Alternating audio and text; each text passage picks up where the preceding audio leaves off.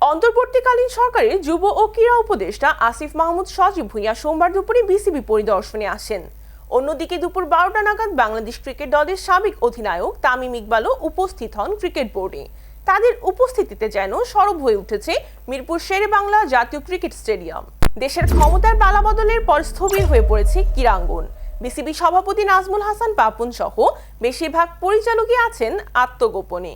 স্বাভাবিকভাবেই অভিভাবক শূন্য হয়ে পড়েছে ক্রিকেট বোর্ড। এরই মধ্যে অন্তর্বর্তীকালীন সরকারের ক্রীড়া উপদেষ্টা দেশের ক্রীড়াঙ্গনে প্রাণ ফেরানোর চেষ্টা করে যাচ্ছেন। এরই ধারাবাহিকতায় আজ বিসিবি পরিদর্শনে এসেছেন আসিফ মাহমুদ। অন্যদিকে হঠাৎ করেই বিসিবিতে আসেন তামিম ইকবাল, তবে তার আসার কারণ এখনো জানা যায়নি।